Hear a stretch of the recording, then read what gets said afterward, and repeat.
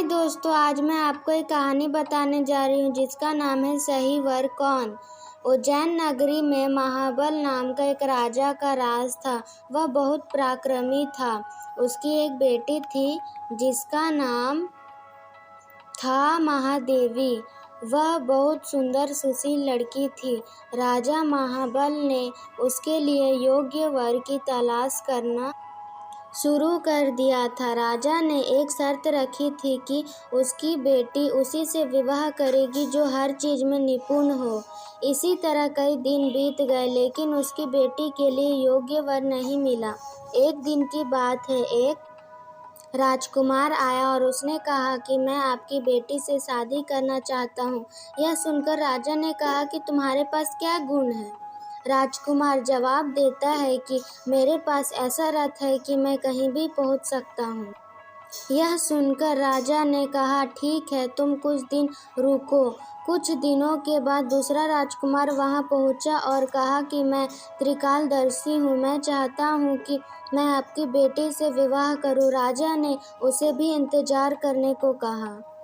कुछ दिनों के बाद राजा के पास एक और राजकुमार आया और उसने उसकी बेटी का हाथ मांगा। राजा ने पूछा कि तुम्हारे पास क्या गुण है। राजकुमार ने कहा, राजन, मैं धनुर्विद्या में निपुण हूँ। फिर राजा ने कहा, आप कुछ दिन प्रतीक्षा करें। अब राजा असमंजस में पड़ गया। वहीं दूसरी ओर एक भयानक राक्षस राजकुमारी को उठाकर ले गया। यह खबर जैसे ही फैली, तीनों राजकुमार राजमहल में इकट्ठा हुए। त्रिकालदर्शी राजकुमार बोला, राक्षस राजकुमारी को विंध्याचल पर्वत ले गया है। इस पर दूसरा राजकुमार बोला, मैं अपने रथ को लेकर विंध्याचल चल जाता हूँ। तीसरा राजकुमार तीर कमान निकाला और रथ में बैठ गया। इसके बाद तीनों राजकुमार रथ में बैठकर विंध्याचल पर्वत चल पड़े। जैसे ही वह राक्षस दिखा, तभी धनुर्धारी राजकुमार ने कुशलतापूर्वक उसका वध कर दिया।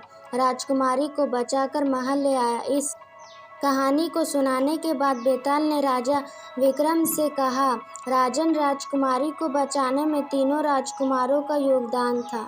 अब बताओ, राजकुमारी का विवाह किससे होना चाहिए। इस पर राजा विक्रम का उत्तर कि उस राजकुमार का विवाह धनुर्धारी राजकुमार से होना चाहिए, क्योंकि राक्षस से लड़ाई करके राजकुमारी को उसी ने बचाया। बाकी राजकुमार केवल उसकी मदद की। फिर बेताल उसकी पीठ से उड़कर फिर से पेड़ पर लटक गया। इसी तरह अमेजिंग स्टोरीज के लिए हमारे चैनल को लाइक, सब्सक्राइब और शेयर जरूर करें।